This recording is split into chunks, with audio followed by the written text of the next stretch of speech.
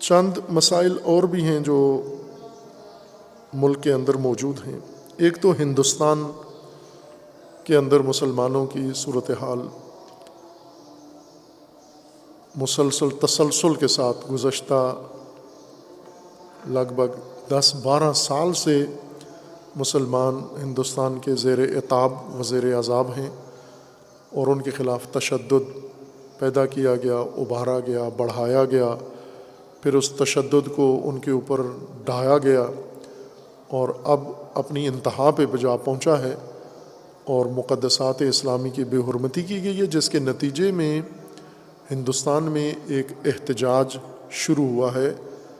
یک طرفہ تشدد مسلمانوں پہ جاری تھا، لیکن مسلمان اس کے لیے محتاط پالیسی اپنائے ہوئے تھے یا خاموش پالیسی اپنائے ہوئے تھے، اور کوئی مزاحمت نہیں دکھا رہے تھے۔ لیکن یہ جو بے حرمتی کی گئی بارگاہ رسالت مآب میں موجودہ حکومت کے ترجمانوں نے کی، اس کے جواب میں ہندوستان کے مسلمان اور بعض علاقوں کے مسلمانوں نے مناسب رد عمل دکھایا ہے، اور یہی موقع ہے کہ مسلمان اس جرم کے جواب میں باقاعدہ طور پر ایک قیام کا آغاز کر کے اپنے آپ کو محفوظ کر سکتے ہیں۔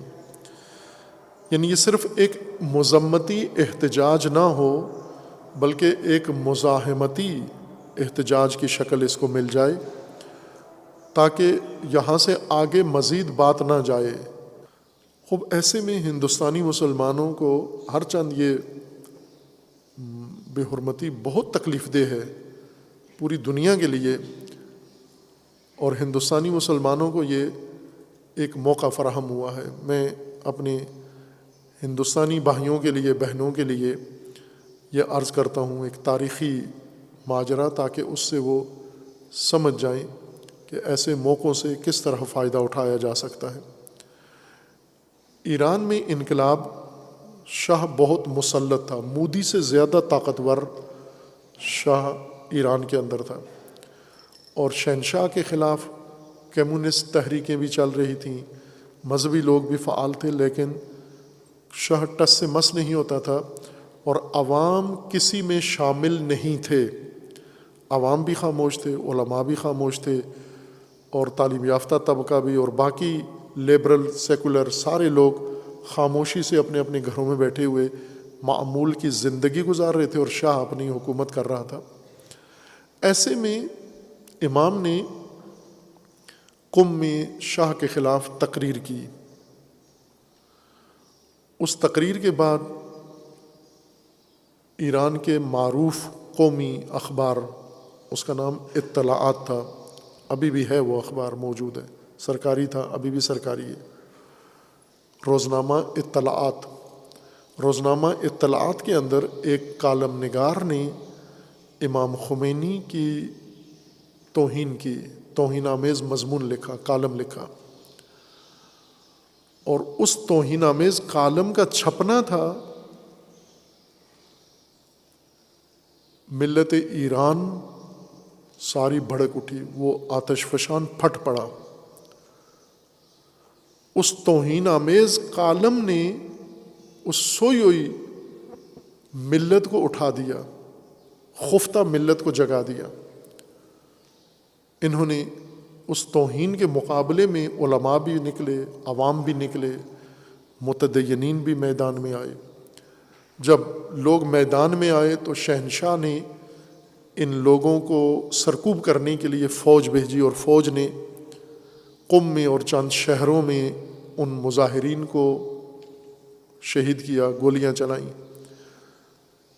جب ان پر گولیاں چلیں تو ان شہداء کی شہادتوں سے دیگر شہر جن میں مظاہرے نہیں تھے وہاں پر بھی مظاہرے پھوٹ پڑے، اور پھر ہر شہر کے شہید، مثلا قوم کے شہداء کے چہلم پر ایک تبریز کے شہر میں مظاہرہ ہوا، تبریز میں شہادتیں ہوئیں، تبریز کے شہداء کے چہلم پر تہران میں، تہران کے شہداء کے چہلم پر دوسرے شہر میں، تیسرے شہر میں، کرتے کرتے پورا ایران میدان میں آ گیا۔ ایک توہین آمیز مقالے نے، ایک توہین آمیز کالم نے اس ملت کو جھنجھوڑا، اس کے ضمیر کو جھنجھوڑا، اور وہ توہین بھی نہ امام معصوم کی ہوئی تھی، نہ نبی کی ہوئی تھی، بلکہ ایک مجتہد کی ہوئی تھی۔ حوزہ علمیہ قوم کے ایک مرجع تقلید کی توہین ہوئی تھی، اور وہ قوم اتنی پابند تھی اپنے مقدسات کے لیے کہ انہوں نے اپنے مرجع تقلید کی توہین برداشت نہیں کی اور حکومت کو ساقط کر دیا، حکومت گرا دی انہوں نے، اور وہی مرجع تقلید جس کی انہوں نے توہین کی وہی سربراہ بن گئے اس مملکت کے لیے۔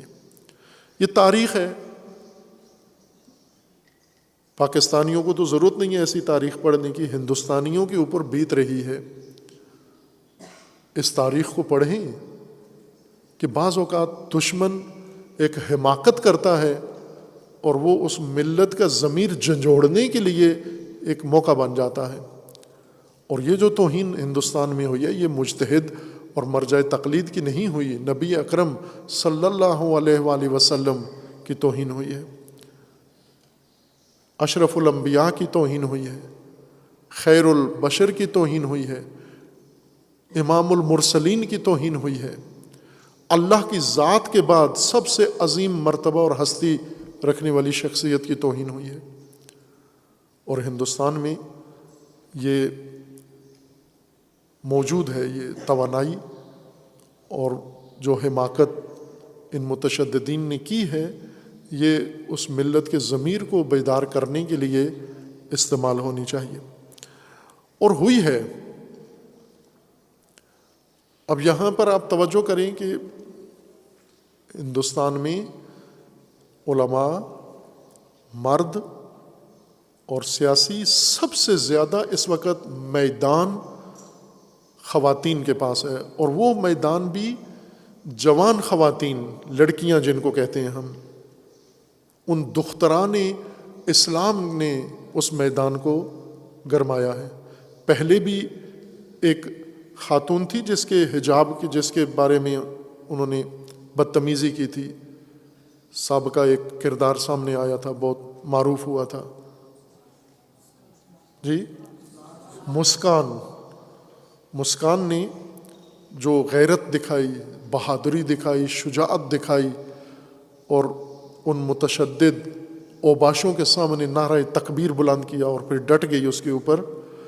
اسی طرح اب اس ماجرا میں بھی آپ دیکھیں تو سب سے اعلیٰ کردار یہ جوان بیٹیاں ہیں، دختران اسلام ہیں، آفرین، اور ان میں جو سب سے نمایاں ہے اس وقت، جس کا گھر بھی ویران کر دیا گیا، جس نے آواز اٹھائی، جس نے شعار دیے، جس نے رسول اللہ کے لیے باہر نکلی اور اپنے احساسات کا اظہار کیا، یعنی ایک طرح سے پوری قوم کی لیڈر کہلاتی ہے اس وقت میری نظر میں یہ محترمہ، یہ بچی ہماری، اس کا نام ہے آفرین فاطمہ۔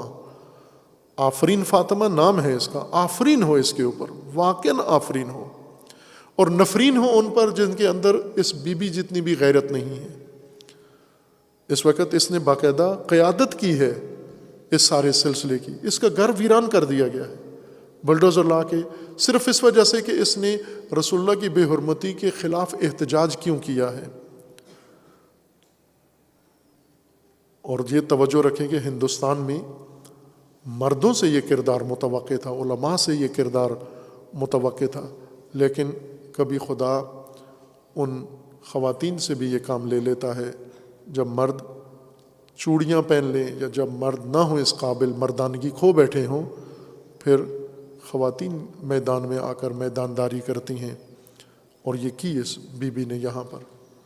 اب آپ توجہ کریں، پاکستان میں بھی ایک خاتون بہت چرچا ہے، ایک خاتون کا، ایک لڑکی پاکستان کی سرخیوں میں ہے، ایک لڑکی پوری دنیا کی سرخیوں میں ہے، ہندوستان کی سرخیوں میں ہے۔ آفرین فاطمہ پوری دنیا کی سرخیوں میں ہے، کس بات کی وجہ سے؟ کہ وہ تنہا پورے اس ظلم کے خلاف ڈٹ کے اپنا گھر بھی مسمار کروا چکی ہے، لیکن پھر بھی پیچھے نہیں ہٹی وہ۔ اور ایک پاکستان میں دعا زہرا، یہ بد کردار لڑکی جس نے اپنے ماں باپ کو ذلیل کر دیا ہے، یہ پاکستان کی سرخیوں میں ہے۔ دعا زہرا، یہ بھی جوان لڑکی ہے، وہ بھی جوان لڑکی ہے، وہ لڑکی کیا کر رہی ہے، یہ لڑکی کیا کر رہی ہے، اس لڑکی کے پیچھے کون کھڑے ہوئے ہیں. یہ ایک بڑا پاکستان کے اندر ایشو بن گیا ہے. ایسے تو نہیں تھیں پاکستان کی لڑکیاں، پاکستان کی بچیاں جو یہ چہرہ سرخیوں میں لا کر، اور عدالتوں نے، پولیس نے، صحافیوں نے، وکیلوں نے مل کر پاکستان کی جوان بچیوں کے سامنے یہ ایک کردار پیش کیا. ابھی روزانہ اس کے انٹرویو لا کے نشر کرتے ہیں. ادھر ہندوستان میں دیکھیں کیا صورتحال بنی ہوئی ہے اس وقت. خوب یہی بہترین موقع ہے ہندوستانیوں کے پاس کہ اس خفتہ ضمیر کو جھنجھوڑیں، اور آفرین فاطمہ جھنجھوڑ رہی ہے.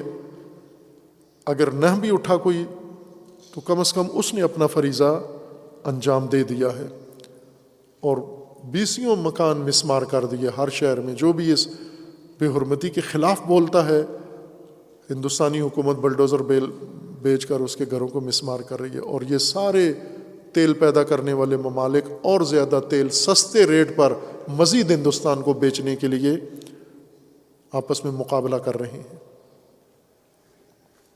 ابھی باقاعدہ طور پر یہ تجویز ہے، اسی حکومت نے دی ہے کہ تاج محل کو برباد کر دینا چاہیے، چونکہ مسلمان نے بنایا ہے.